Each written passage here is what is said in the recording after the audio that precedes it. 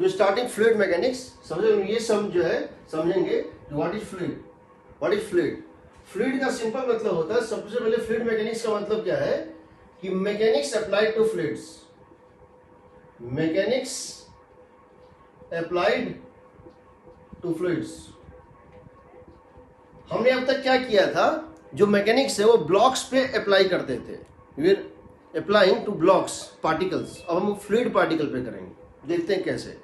हम यहां पर न्यूटन्स लॉज ऑफ मोशन करेंगे, फ्रिक्शन करेंगे, नाम बदल जाता है, Newton's law of motion in the form of pressure आता है, Newton's law of motion in the form of pressure आता है, friction in the case of viscosity आता है,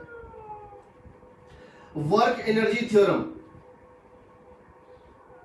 इसको हम बोलते हैं बर्नौलीज थ्योरम, बर्नौलीज थ्योरम।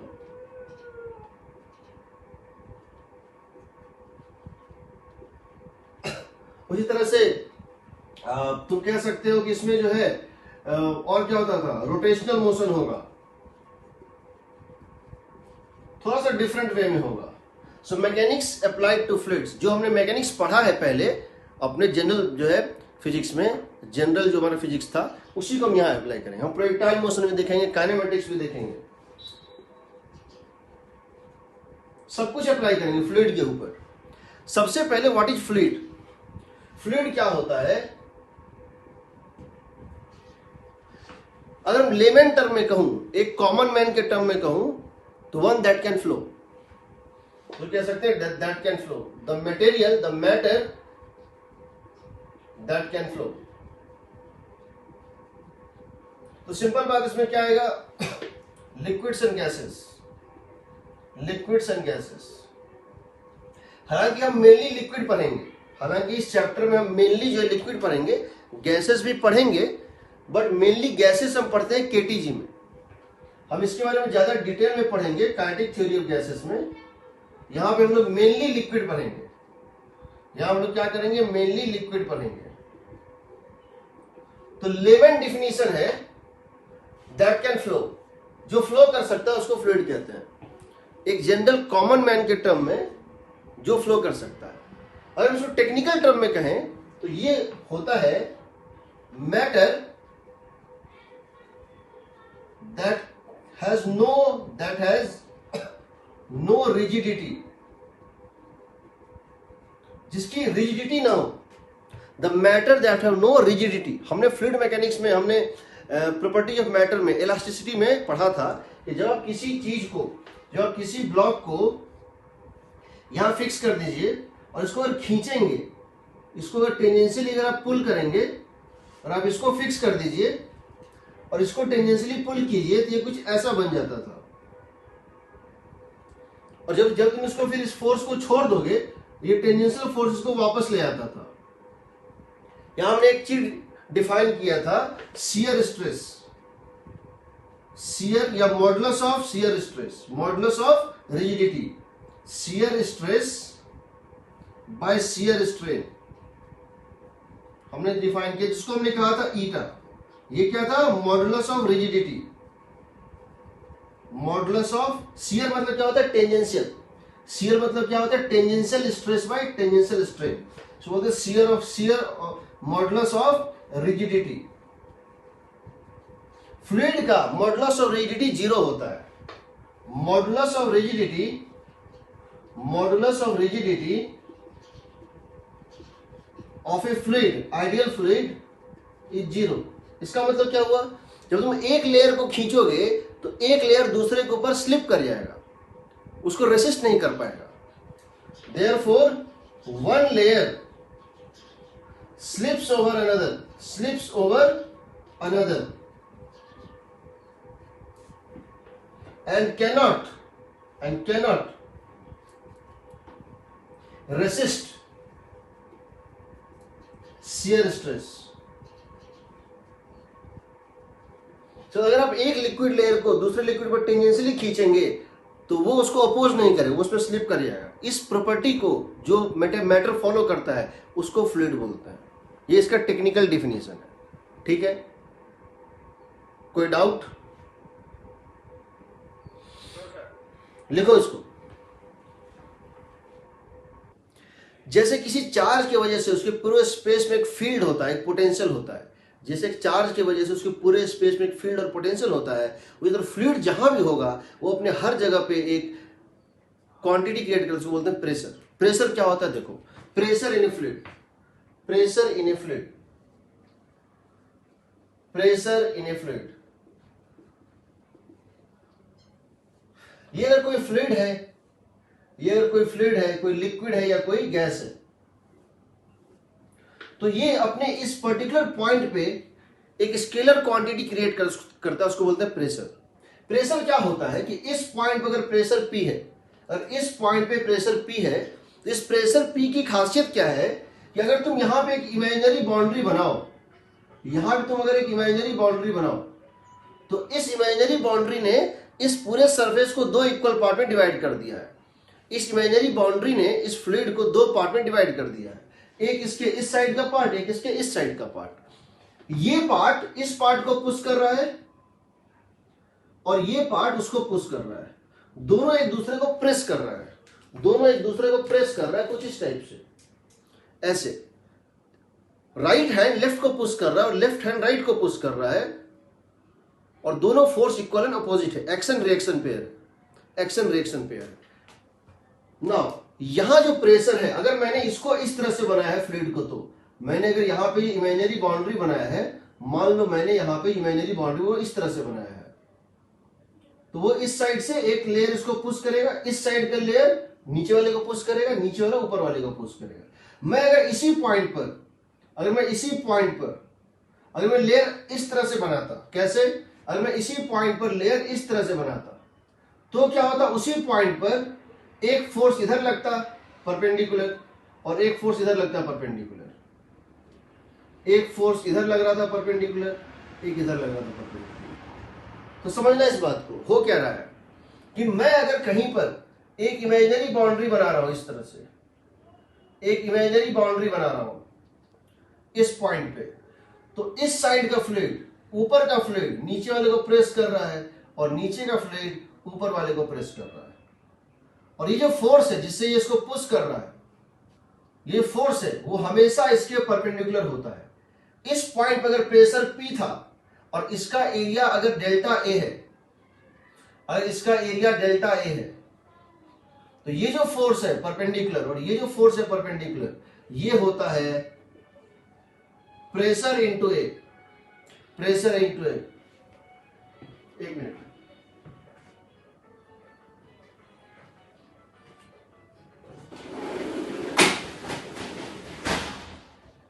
ठीक है। यहां पे देखो, प्रेशर एक स्केलर क्वांटिटी है, लेकिन फोर्स एक वेक्टर क्वांटिटी है। फोर्स का डायरेक्शन इसके ओरिएंटेशन से पता चलेगा, यानी इनटू एरिया वेक्टर कह सकते हो। Force is pressure into area vector, where area vector is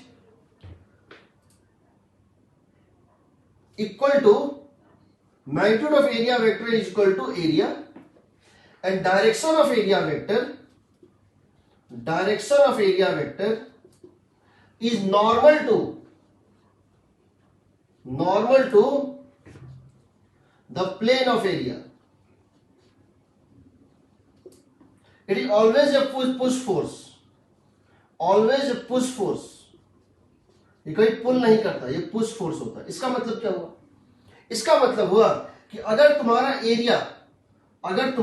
area कहीं पर अगर XY प्लेन में है, तो जो ऊपर का पानी है, जो ऊपर का लिक्विड है, ये इसको पुश करेगा किस डायरेक्शन में, माइनस जे कैप में, और नीचे का जो होगा वो इसको पुश करेगा किस डायरेक्शन में, प्लस जे कैप में। तो अगर ये XY प्लेन है, तो नॉर्मल किस डायरेक्शन में है, नॉर्मल है के कैप में, नॉर्मल है के कैप में।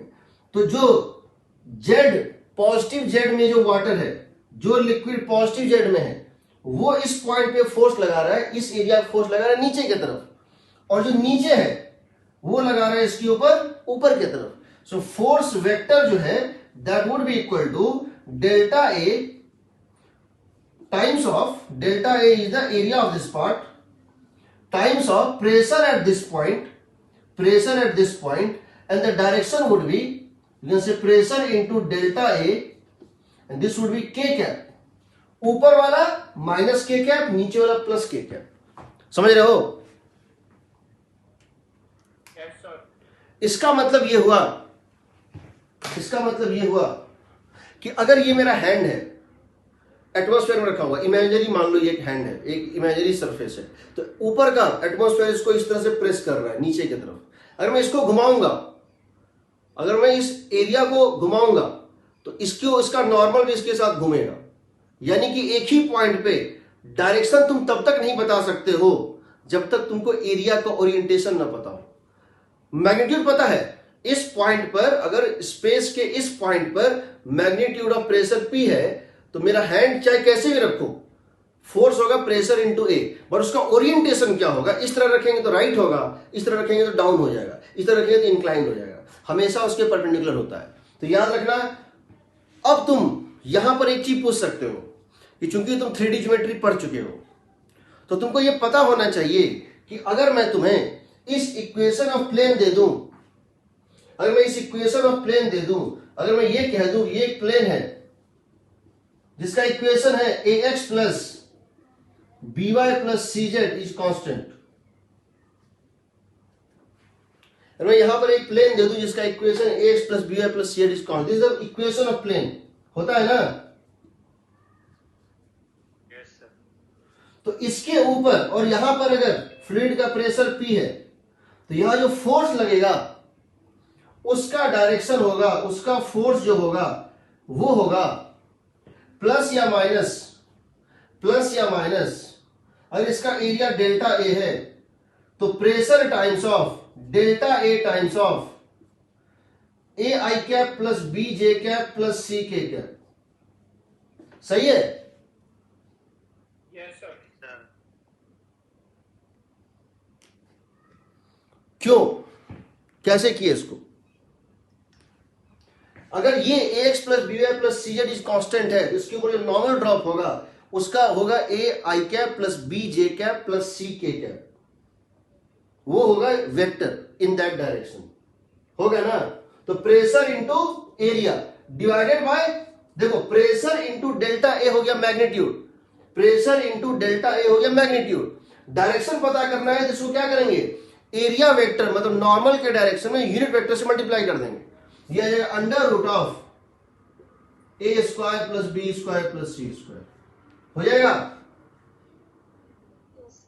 Yes sir. तो याद रखना, तुम सिर्फ एरिया का मैग्नीट्यूड बताने से फोर्स नहीं निकाल सकते. एक ही पॉइंट पर प्रेशर इंटू ए, ये तो फिक्स हो गया, बट इसकी डायरेक्शन क्या होगी फोर्स की, वो डिपेंड करेगा कि एरिया का ओरिएंटेशन क्या है, उसके बाद ये घूमेगा. ठीक है, लिखो इसको.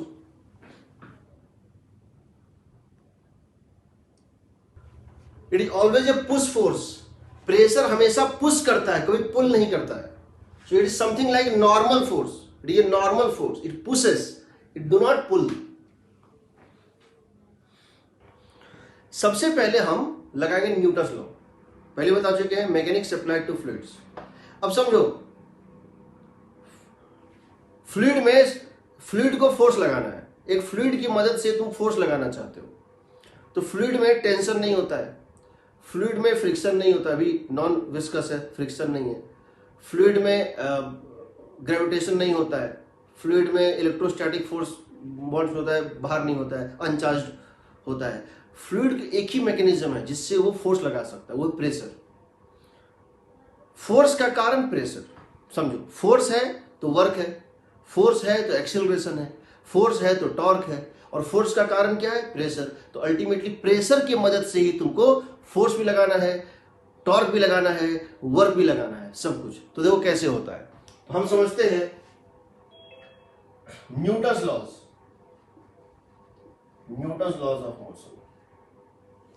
हमारे पास एक फ्लूइड है, एक बर्तन में पानी भरा हुआ है.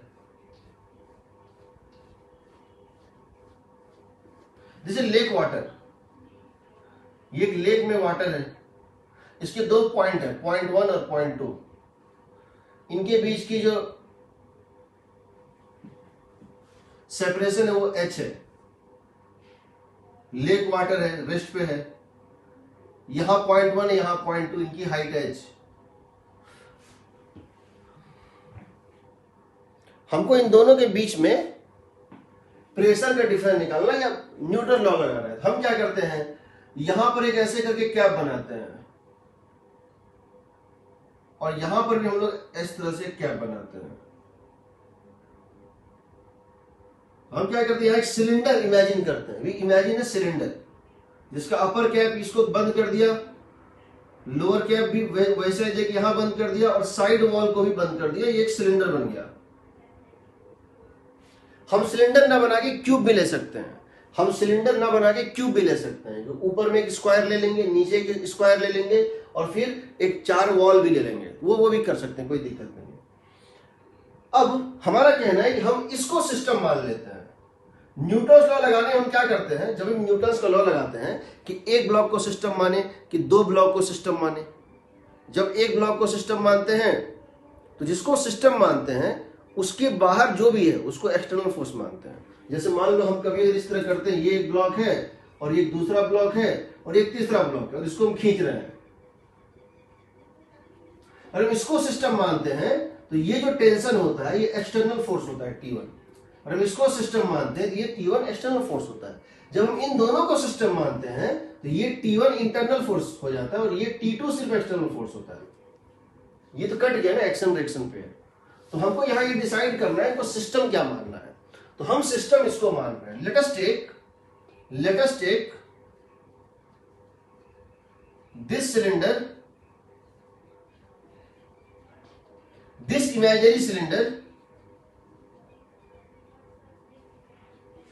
imaginary cylinder as system। तो इसके ऊपर फोर्स क्या क्या होगा बताओ। एक फोर्स होगा ऊपर से, और यहां का प्रेशर है P1, और यहां का प्रेशर है P1 और इसका एरिया है A, तो यहां एक फोर्स होगा P1A। अगर इसके नीचे, क्योंकि ये पुश करेगा, देखो सराउंडिंग क्या है, बाकी जो लिक्विड बचा वो सराउंडिंग है, ये है सिस्टम और बाकी है सराउंडिंग। इसके ऊपर का फ्लूइड इसको पुश करेगा P1A से, इसके नीचे का फ्लूइड इसको पुश करेगा। पुश मतलब धकेलेगा, अपने से दूर फेंकेगा P2A से। साइड वॉल्स पे भी लगेगा, सब जगह साइड वॉल्स पे भी लग रहा होगा फोर्स हर जगह से, और इसका एक वेट होगा mg, इस पूरे सिलेंडर का वेट होगा mg। चूंकि हम लोगों ने सिलेंडर में सिलेंडर माना है, हमने माना ये लेक जो है बड़ा लेक, इसमें मैंने जो स्टैग्नेंट लेक है जिसका पानी स्थिर है, इसमें से हमने एक इमेजिनरी सिलेंडर मान लिया है। तो सिंपल सी बात है भाई कि इस पे नेट फोर्स 0 है। तो ये अगर नेट फोर्स 0 ना होता तो ये सिलेंडर ऐसे बाहर निकल जाता, हवा में उड़ जाता, या फिर ये नीचे चला जाता और यहाँ एक कैविटी क्रिएट हो जाता। ऐसा तो हो नहीं रहा है, ये रेस्ट पे है। यानी कि according to Newton's law, because इसकी एक्सेलरेशन 0 है, बिकॉज इसकी एक्सेलरेशन 0 है सिलेंडर की, since acceleration is 0, force must be 0। तो फोर्स 0 होने का मतलब क्या है बताओ। ऊपर से P1A downward, mg downward, P1A downward, mg downward and P2A upward होगा। P1A नीचे, mg नीचे, यानी P2A, P1A और वेट दोनों को बैलेंस किए हुए हैं। देखो P2A जो है, ये जो फोर्स है नीचे का सपोर्ट P2A, ये P1A के डाउनवर्ड फोर्स को प्लस इसके वेट दोनों को बैलेंस किए हुए हैं। एग्रीड? Yes sir. तो क्या मैं लिख सकता हूं यहां पे P2A is equal to P1A plus mg का मतलब है area of cross section into height. ये क्या हो गया, volume. Area of cross section into height हो गया वॉल्यूम। वॉल्यूम इंटू डेंसिटी कितना हो गया, mass, and mass into G. Area of cross section into height, volume, volume into density of liquid into G. तो देखो ए और ए कट गया, तो आ गया P2 is equal to P1 plus H rho G. हम इसको उसको ये भी लिख सकते हैं P2 is equal to P1 plus H rho G. एक मिनट,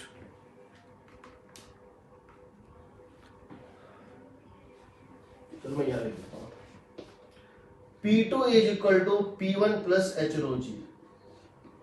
इसका मतलब क्या हो गया, pressure at point 2 at depth h is more than pressure at point 1 at height h by amount h rho g। pressure increases with depth, pressure increases with depth, समझो, pressure increases with depth।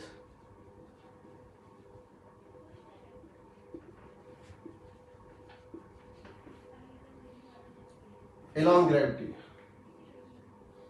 with vertical depth, with vertical depth, ठीक है। जब नीचे जाएगा pressure बढ़ेगा, जब ऊपर जाएगा प्रेशर घटेगा। किस अमाउंट से, एच रो जी से। किस अमाउंट से, एच रो जी से। एग्रीड। अगर कभी वेरिएबल डेंसिटी का लिक्विड होगा, या कभी भी, मैं तुम्हें बताऊंगा अभी चल के बाद में, अगर आप यहां से यहां जाएंगे, अगर आप यहां से यहां जाएंगे किसी भी फ्लूइड में, तो आपका ये प्रेशर का चेंज आएगा डीपी। यहां से यहां आप जा रहे हैं बाय अमाउंट डी आर। कितना, डी आर, पॉइंट ए से पॉइंट बी तक। यहां मान लो प्रेशर है पी, और यहां प्रेशर क्या हो गया, पी प्लस डीपी। ठीक है, तो तुम लिख सकते हो DP is equal to rho G dot R, D G dot D R.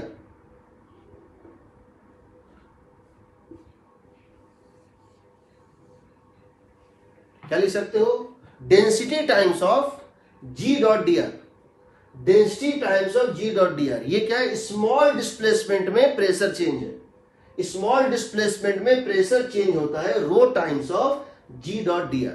तुम इसको बाद में इंटीग्रेट कर दो। हो सकता है डेंसिटी वेरिएबल हो सकता है डेंसिटी वेरिएबल हो, कोई दिक्कत नहीं है। हो सकता है जी वेरिएबल हो, कोई दिक्कत नहीं है, सब में लगेगा। तुम अगर तुम अब तुम इसको इंटीग्रेट कर दो।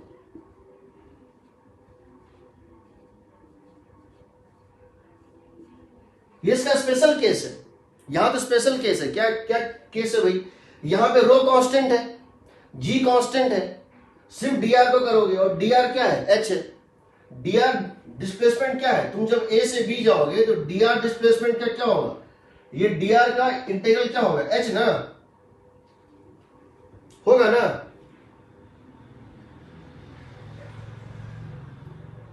इस केस में डेंसिटी कांस्टेंट है, वेक्टर जी भी कांस्टेंट है। डी आर जो है, जिस डायरेक्शन में जब तुम ए से बी तक जाओगे तो वो ग्रेविटी के ही डायरेक्शन में है, वो ग्रेविटी के ही डायरेक्शन में तुम जा रहे हो, यानी ग्रेविटी के साथ ये एंगल कितना बना रहा है, 0 डिग्री। तो ये रो जी कॉस 0 डिग्री, और डी आर कितना हो गया, एच, तो क्या हो गया, रो जी एच। बट बाकी केसेस में अगर वेरिएबल भी हो तो तुम निकाल सकते हो। समझ रहे हो ना।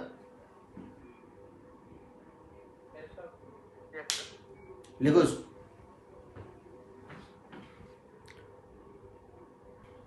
मैं इसको बाद में बताऊंगा। यहां जी इफेक्टिव डाल देना, जी effective dot D are, ji effective dot D R, ये मैं बाद में बताऊंगा कैसे होता है। ये जी नहीं है, ये एपरेंट जी है, ये एपरेंट जी है, याद रखना। आपने देखा कि अगर प्रेशर एट डेप्थ और हाइट में प्रेशर चेंज हो रहा है, तो अब हम जानना चाहते हैं अगर हम यहां से यहां जाएंगे तो क्या प्रेशर बदलेगा। ये हमारा एक लिक्विड है, स्टैग्नेंट लिक्विड है, लेक वाटर है, या किसी बीकर में पानी भरा हुआ है। ये दो पॉइंट्स हैं सेम हाइट पे, 1 और 2 सेम पॉइंट पे। तो हम क्या करते हैं, यहां पे एक ऐसे बनाते हैं माउथ, यहां पर एक ऐसे बनाते हैं माउथ, ये डिस्टेंस है L, और इसको इस तरह से कंप्लीट कर देते हैं। एक सिलेंडर कंप्लीट हो गया, एक सिलेंडर कंप्लीट हो गया। यहां अगर प्रेशर P1 है, यहां इसको एक फोर्स लग रहा होगा, कितना लग रहा होगा जी, P1 है। यहां अगर प्रेशर P2 है तो यहां से एक फोर्स लग रहा होगा, कितना, P2 है। बाकी जो भी फोर्सेस हैं, चाहे इसका वेट हो, और चाहे इस पूरे वॉल पे फोर्स हो, तो अगर ये एक्स डायरेक्शन है, अगर ये एक्स डायरेक्शन है, तो ये जितने भी फोर्सेस दिख रहे हैं आपको इस पूरे कर्ड वॉल पे, इस पूरे कर्ड वॉल पे, और ये आपको फोर्स दिख रहा है, बाकी सारे फोर्स किसमें है? वाईजेड प्लेन में है। अगर ये एक्स डायरेक्शन है, वाईजेड प्लेन में है। सो रेस्ट ऑल फोर्सेस, इन दोनों को छोड़ के rest all forces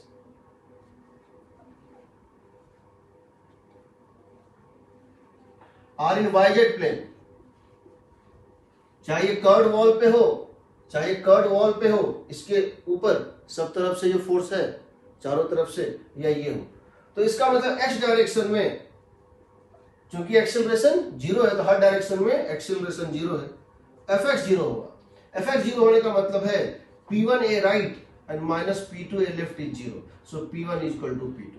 same height पे प्रेशर सेम होता है, at same height, at same height pressure is same, same height पे प्रेशर सेम होता है, सेम हाइट पे प्रेशर सेम होता है, ठीक है। इसका मतलब अगर आप सेम हॉरिजॉन्टल लेवल पे चल रहे हैं, प्रेशर का कोई चेंज नहीं आता है, आना भी नहीं चाहिए, क्योंकि डॉट प्रोडक्ट जीरो है। क्योंकि डॉट प्रोडक्ट जब आप यहां से यहां जाएंगे, जी इस डायरेक्शन में है और आप इस डायरेक्शन में जा रहे हैं डी आर वेक्टर से, तो जी डॉट डी आर कितना है? जीरो है, तो प्रेशर का चेंज है। So a plane perpendicular to gravity is equipressure plane. A plane perpendicular to vector G is equipressure. कुछ इस टाइप से है, समझ, जिस तरह इक्विपोटेंशियल सरफेस होता है। इक्विपोटेंशियल सरफेस में क्या होता है कि वो इलेक्ट्रिक फील्ड के परपेंडिकुलर प्लेन होता है।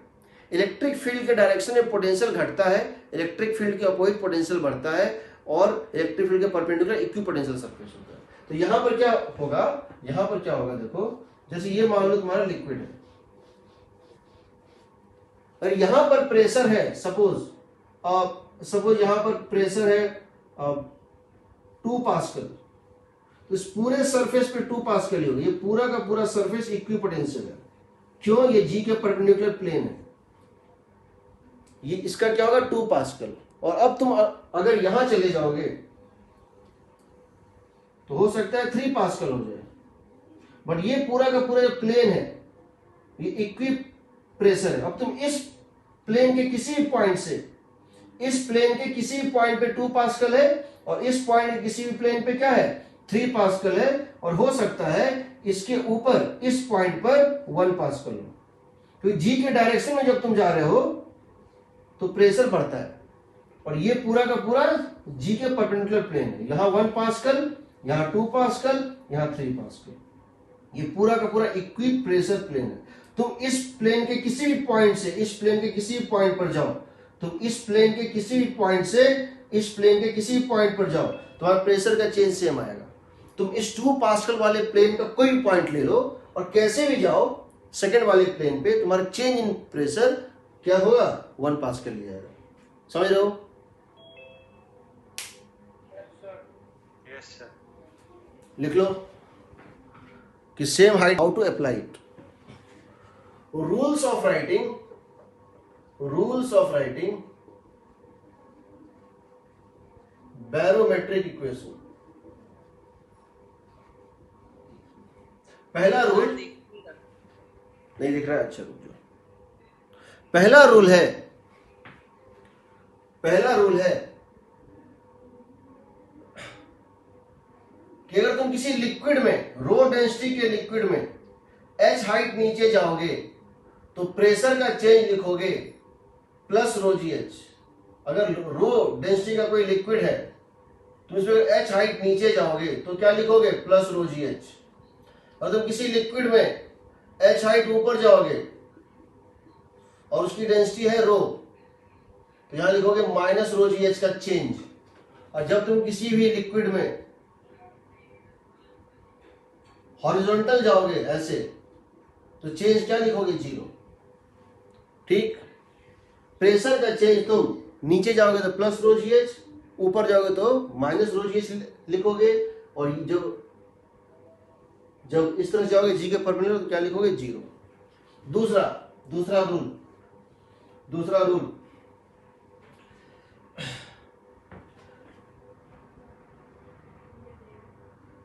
लिक्विड में हाइट के साथ प्रेशर चेंज होता है।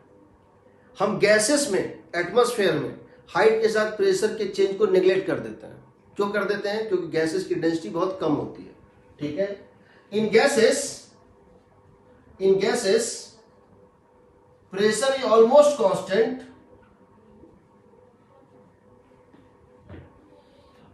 over small height variation.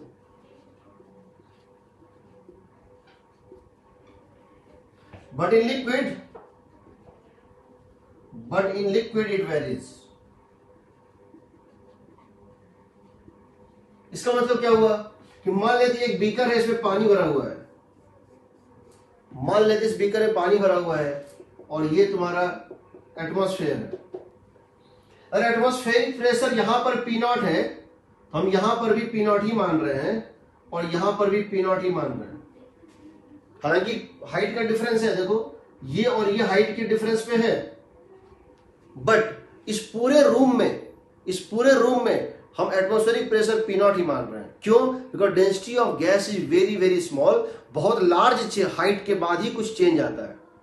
Gases के केस में बहुत लार्ज हाइट का चेंज होता है, तब जाके कुछ चेंज आता है। हम लिक्विड का प्रेशर ऑलमोस्ट सेम मानते हैं।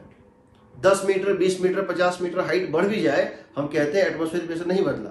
लेकिन लिक्विड के अंदर यहां P0 है तो यहां होगा P1, यहां से यहां तक में चेंज कर देंगे। समझ रहे हैं? तो एटमॉस्फेरिक प्रेशर जो है वो हम क्या मानते हैं? ऑलमोस्ट कांस्टेंट मानते हैं। तीसरा, अगर कोई इंटरफेस है, बाउंड्री है, जहां पे एक फ्लूइड खत्म हो रहा है, दूसरा फ्लूइड स्टार्ट हो रहा है।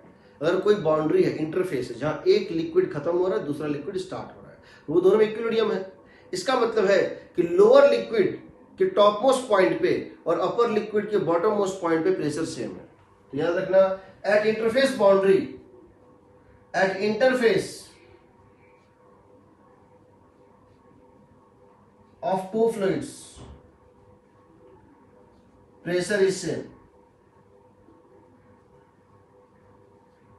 दोनों का प्रेशर सेम होगा। इसका मतलब क्या हुआ?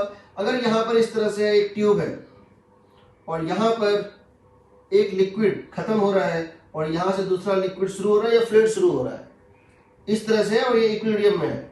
ये लिक्विड जहां पे खत्म हो रहा है, लिक्विड 1, वहीं से दूसरा लिक्विड शुरू हो रहा है, लिक्विड 2।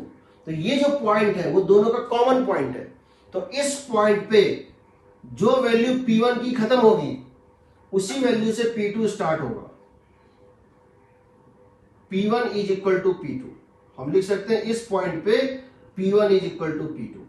इस पॉइंट पे पहला अपर लिक्विड के बॉटम मोस्ट पॉइंट पे जो प्रेशर है वही ट्रांसमिट हो, जो है वही वो हैंड ओवर कर देगा लोअर लिक्विड को। ठीक। और चौथा point, same liquid, same height, same pressure. If A horizontal line passes through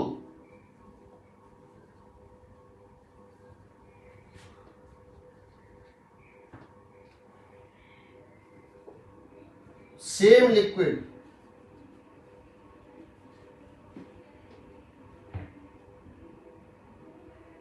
और सिंपली इसको इस तरह से लिखो, फोर्थ को, सेम लिक्विड, सेम हाइट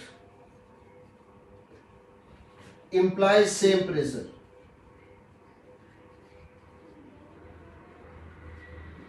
अगर डिफरेंट लिक्विड है और सेम हाइट है, pressure may not be same। Pressure may not be same। इसका मतलब क्या हुआ, अगर मेरे पास इस तरह से है, अगर मेरे पास कुछ इस तरह से है, अगर मेरे पास कुछ इस तरह से है,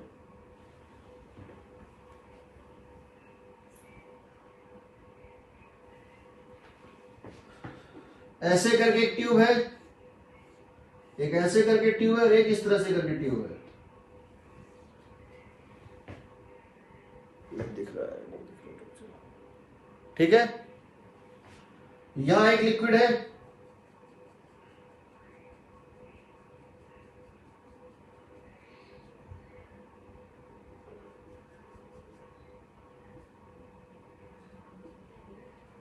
और यहां मान लो कि ये जो है दूसरा लिक्विड है,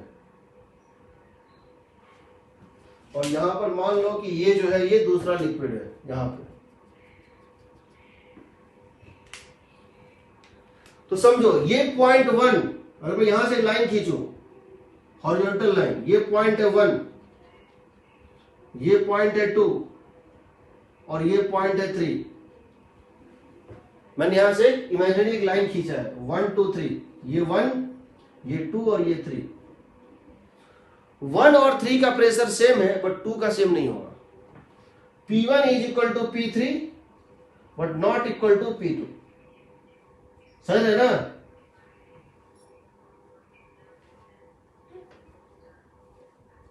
ठीक है,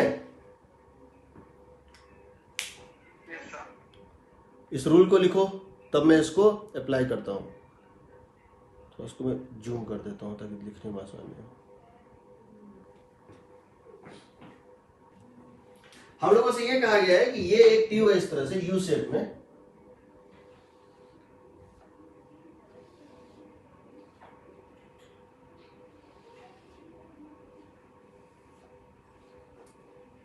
मान लेते हैं कि इसमें जो है यहां से लेकर यहां तक एक लिक्विड है, यहां से लेकर यहां तक मान लो कोई एक लिक्विड है। ये इमिसिबल लिक्विड्स हैं जो एक दूसरे में घुलते नहीं, एक दूसरे में मर्ज नहीं करते हैं, और हमने इसको इस तरह से डाल दिया है। यहां पर एक लिक्विड है इस तरह से, और यहां पर एक लिक्विड इस तरह से। मान लेते हैं ये लिक्विड ये है,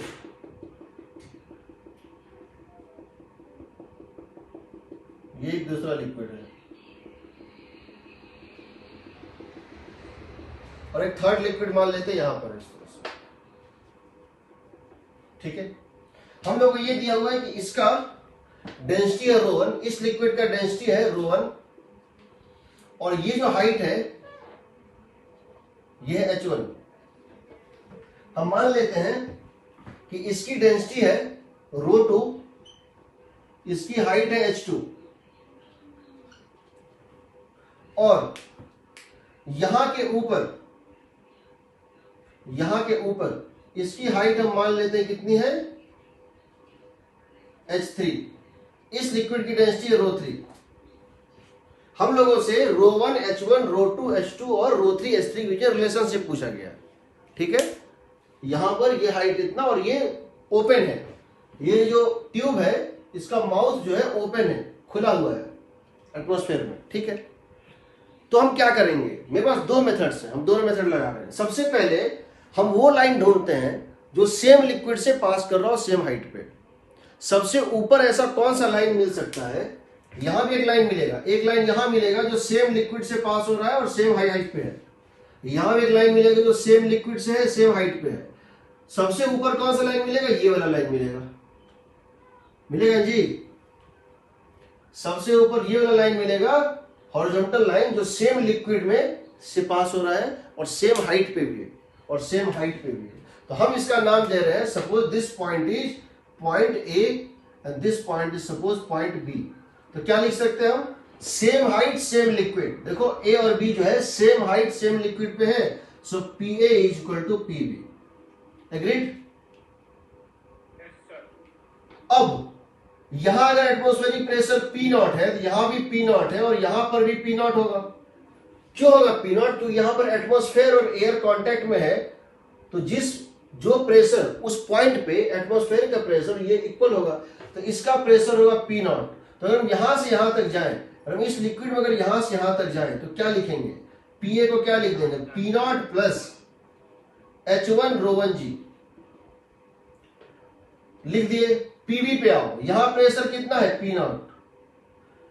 देखो इन दोनों में हाइट का डिफरेंस है, इस पॉइंट और इस पॉइंट में हाइट का डिफरेंस है, बट एटमॉस्फेरिक प्रेशर में हम कोई डिफरेंस नहीं ले रहे हैं। जो प्रेशर यहां वही प्रेशर यहां। पी नॉट से लेकर तुम पहले इस लिक्विड में जाओ नीचे की तरफ, तो क्या लिखोगे? P not plus H2 ρ2 G plus, फिर तुम यहां से लेके जाओ यहां तक, तो क्या लिखोगे? एक्स्ट्रा और कितना पड़ जाओगे? H3 ρ3 जी। समझ रहे हो? डेंसिटी ρ2 में H2 नीचे गए, डेंसिटी ρ2 में H2 नीचे गए, और डेंसिटी ρ3 में H3 नीचे गए। तो पी नॉट से पी नॉट कट गया, जी जी और जी कट गया। What you got? H1 ρ1 is equal to H1 ρ1 is equal to H2 ρ2 plus H3 ρ3। इन 6 में से कोई 2 दिया होगा, कोई 5 दिया होगा, तुम छठा निकाल सकते हो, नहीं तो सिंपल रिलेशनशिप पूछता है। दूसरा मेथड तुम्हारे पास है कि तुमने जिस तरह से करंट इलेक्ट्रिसिटी में एक मेथड लगाया था किरचॉफ वोल्टेज लॉ, कि जहां से चले और लूप में वहीं पहुंच गए, तो तुम लॉस और gain plus V minus I R plus I R Q by C minus Q by C जो करते थे, हम इसको किरचॉफ वोल्टेज लॉ की तरफ भी सॉल्व कर सकते हैं। हम यहां से स्टार्ट करते हैं और यहां पहुंच जाते हैं, इस पोटेंशियल पे स्टार्ट करते हैं और इसी पोटेंशियल पे पहुंच जाते हैं, एक पूरा लूप घूम जाते हैं। देखो कैसे, यहां पर मान लेते हैं कि ये जो हाइट है ये x है, हम यहां से चलना स्टार्ट किए हैं, पहले नीचे जाएंगे, फिर राइट जाएंगे, फिर ऊपर जाएंगे। यहां प्रेशर पी नॉट, फिर यहां चलते गए चलते गए चलते गए, यहां तक चल के गए, तो क्या लिख दें? प्लस यहां पे पोटेंशियल क्या होगा? वो यहां से यहां तक क्या है? प्रेशर का गेन हुआ है, H रो जी। H का मतलब क्या हो गया? H1 plus x. कितना डेप्थ गए? इस ρ1 लिक्विड में कितना डेप्थ गए? H1 प्लस एक्स, ये x और H1 सॉरी यहीं तक है ना। ये पहले यहां से स्टार्ट किए, यहां तक गए A तक, तो कितना लिख देंगे? H1 ρ1 G. Agreed? P not plus H1 ρ1 G. सही है यहां तक? Yes, sir. फिर यहां से यहां जाते हैं, फिर यहां से यहां जाते हैं, इसमें और जोड़ देते हैं, प्लस x ρ3, x ρ3, इसकी डेंसिटी है ρ3, x ρ3 जी। फिर यहां से यहां जाते हैं, जीरो X रो 3. जीरो, यहां से यहां तक कोई चेंज नहीं। ये लेंथ L है, लेकिन यहां से यहां कोई चेंज नहीं, क्योंकि हम ग्रेविटी के परपेंडिकुलर जा रहे हैं। अब यहां से टर्न करते हैं, अब जा रहे हैं ऊपर, तो अब क्या होगा? घटेंगे। अब जाएंगे ऊपर तो घटेंगे, ये डिस्टेंस x है। तो अब जब ऊपर जाएंगे यहां से यहां तक ρ3 के थ्रू, तो क्या लिखेंगे? माइनस एक्स प्लस H3 ρ3 जी। क्यों माइनस कर रहे हैं? ऊपर जा रहे हैं, अभी तक क्या था? नीचे जा रहे थे। यहां प्लस, यहां से यहां प्लस, यहां से यहां जीरो, यहां से यहां माइनस, फिर यहां से यहां जाएंगे तो क्या होगा? माइनस H2 ρ2 जी। इनिशियल प्रेशर कहां से स्टार्ट किए थे? P नॉट, और फाइनल जहां पहुंचे वो कितना है? P नॉट ही है ना। यहां P नॉट था, मेरे पास P not amount of money था, यहां मुझे गेन हुआ, यहां से यहां तक गेन हुआ, देखो यहां से यहां तक कुछ नहीं हुआ, और यहां से यहां मुझे लॉस हुआ।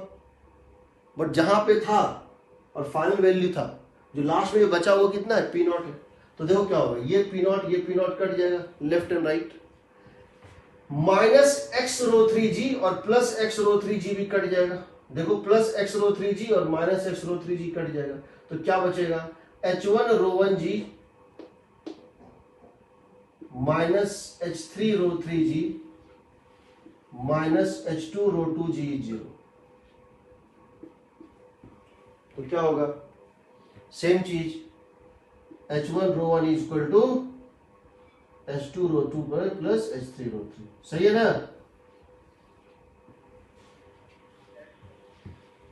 लिखो इसको,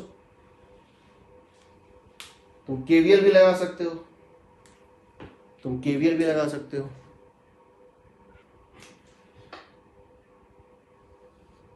एक वी शेप में एक ट्यूब है, ये ट्यूब है जो कि वी शेप में है इस तरह से।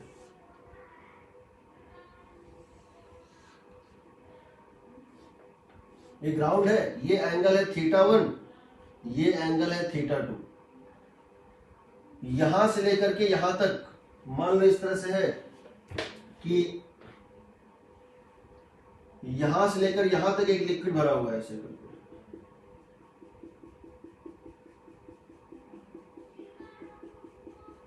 इसकी डेंसिटी है रो 2, और यहां के ऊपर एक दूसरा लिक्विड भरा हुआ है यहां तक, जिसकी डेंसिटी है रो 1। ठीक, अगर मैं यहां की बात करूं, अगर मैं यहां तक की बात करूं,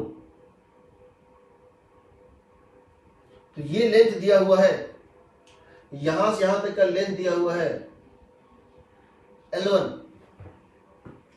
और यहां से यहां तक का लेंथ दिया हुआ है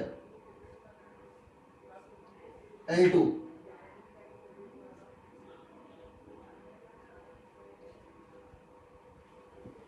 अब बताना है इसमें रिलेशनशिप क्या होगा। तो सबसे पहले हम यहां पे फिर से हमारे पास दो ये है मेथड है। पहला है, हम कह सकते हैं पॉइंट ए पर और पॉइंट बी पर प्रेशर सेम होगा, तो सेम हाइट पे हॉरिजॉन्टल प्लेन है जो कि सेम लिक्विड में है, तो PA इक्वल टू PB होगा। PA को लिख सकते हैं, अगर यहां का प्रेशर P0 है तो यहां का प्रेशर भी P0 है। PA को लिख सकते हैं P0 प्लस वर्टिकल हाइट लेते हैं, ग्रेविटी की डायरेक्शन में हाइट लेते हैं, तो ये H1 कितना हो जाएगा बताओ, L1 साइन θ1 H रो 1G होगा ना, इज इक्वल टू पीबी के लिए क्या करेंगे, P0 प्लस ये वर्टिकल हाइट लेते हैं, इन दोनों पॉइंट, इस पॉइंट और इस पॉइंट के बीच का, क्योंकि ये जो डिस्प्लेसमेंट होगा यहां से यहां, इसका कंपोनेंट ग्रेविटी के डायरेक्शन में लेते हैं, क्या बोले थे, G डॉट आर। तो यहां से यहां तक जो हम जा रहे हैं ना, इस डिस्प्लेसमेंट का डॉट प्रोडक्ट G के साथ, ये हो जाएगा दिस, ये P0 प्लस, और ये लेंथ जो है H2, that will become equal to L2 sine θ2 rho 2G। देखो P0 से P0 कट जाएगा, G से G कट जाएगा, what you are going to get, L1 sine θ1, L1 rho 1 sine θ1 is L2 rho 2 sine θ2। Agreed ना।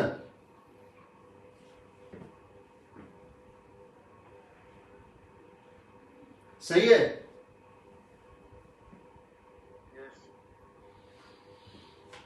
लिखो इसको, उसके बाद एक सर्कल लेते हैं, लिखो इसको।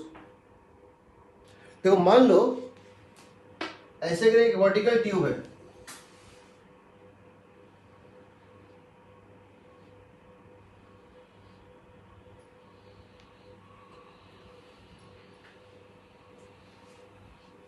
एक थिन वर्टिकल ट्यूब है, ठीक है, इसमें एक ऐसे डायमीटर मान लेते हैं,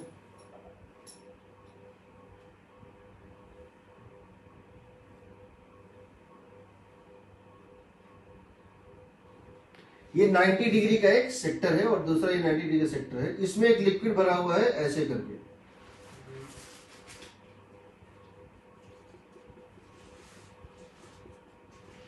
इसमें एक लिक्विड भरा हुआ है रो 1, और यहां एक लिक्विड भरा हुआ है,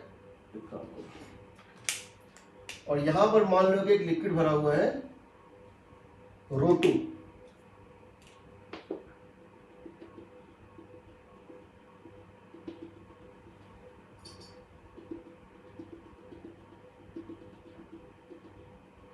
ठीक है, so this is rho 1 and this is rho 2।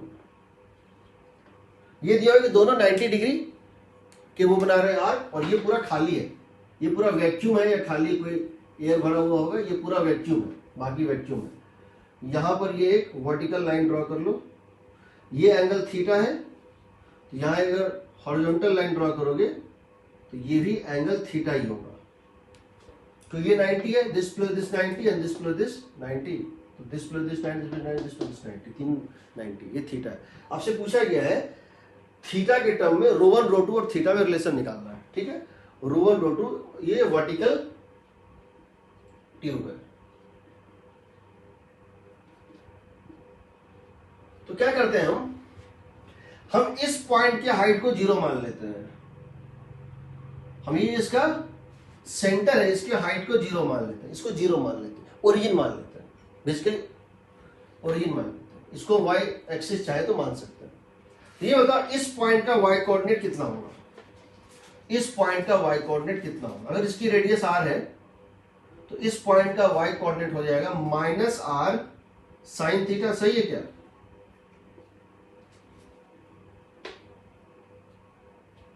सही है। इस पॉइंट का y कोऑर्डिनेट होगा, यहां से इस पॉइंट की डेप्थ होगी r sin थीटा। सही है। इस एंड का कोऑर्डिनेट क्या होगा, हमको इससे कोई मतलब नहीं। इस एंड का कोऑर्डिनेट क्या होगा, -r cos थीटा। फिर इससे मतलब नहीं, इस एंड का कोऑर्डिनेट क्या होगा, +r sin थीटा होगा।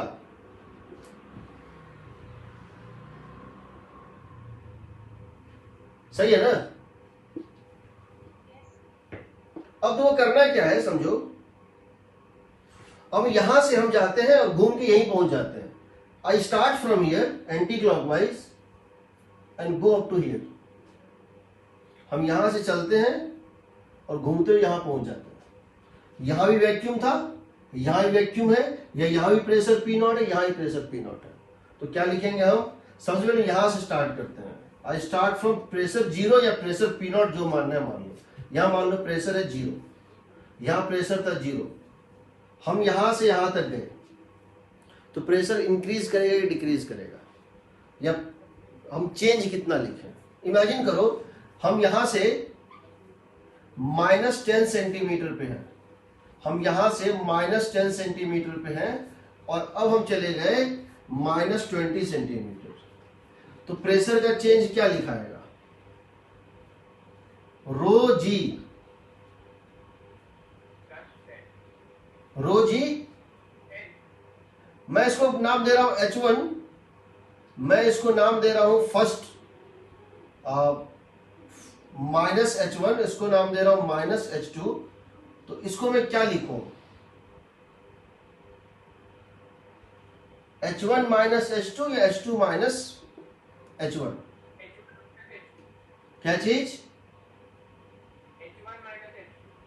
H1 -H2, ठीक है। ये अपने आप साइन ले लेगा। अगर H1 H2 सेम हुआ, अगर ये दोनों सेम हुआ तो ये हो जाएगा 0। अगर H1 छोटा है, ये -10 है और ये -20, -10 -20 इंक्रीज हो जाएगा। और अगर H1 क्या होता -20, H1 क्या होता -20, H2 क्या होता -10। मान लो हम यहां से यहां जा रहे होते, ये माइनस अपने आप माइनस आ जाएगा। एग्रीड ना। तो क्या मैं इसको लिख दूं, जब मैं यहां से यहां लिक्विड की डेंसिटी रो 1 में जा रहा हूं 0 प्लस रो 1 जी, मैं यहां लिख रहा हूं H1 -H2, H1 -H2, मैं यहां लिख रहा हूं H1 -H2, मतलब हो गया R sin theta plus R cos, sorry -R sin theta plus R cos theta. सही है। या मैं किसी और पॉइंट से भी हाइट ले सकता हूं चाहूं तो, बट वो मेरे लिए थोड़ा ज्यादा कॉम्प्लिकेटेड हो सकता है। सही में कर रहा हूं ना। देखो यहां से यहां का तो पता है, माइनस से प्लस जा रहे हो तो राइज ही हो रहे हो। इन दोनों में हमको ये जानना है, इन दोनों हमको ये जानना है। तो क्या हम ये कह सकते हैं कि हमेशा डेल्टा पी की वैल्यू हमेशा होगी रो जी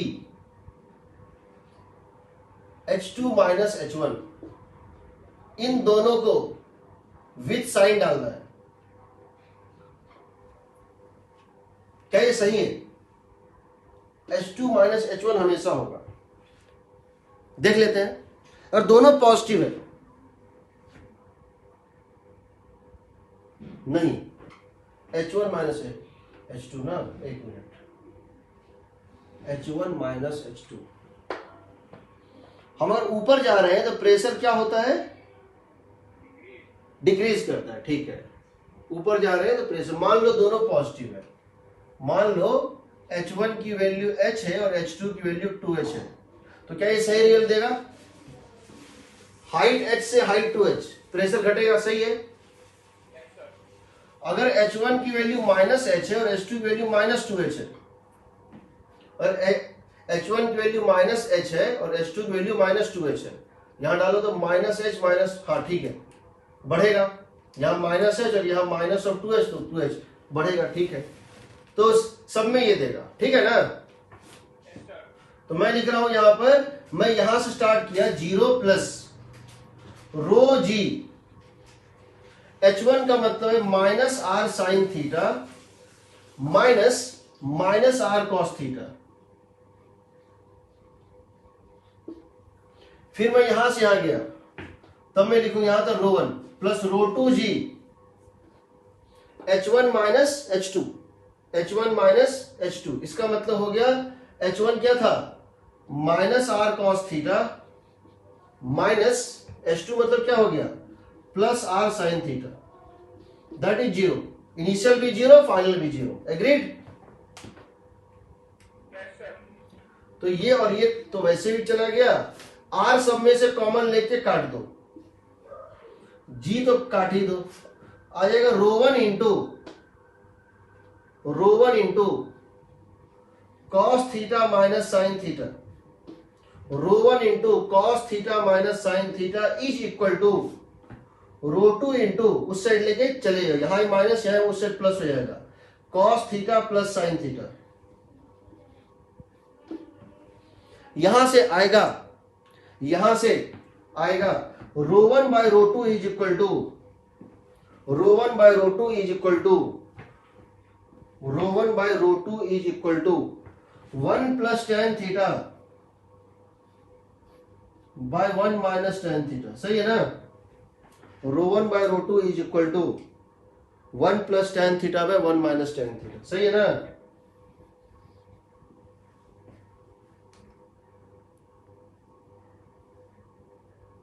एग्रीड?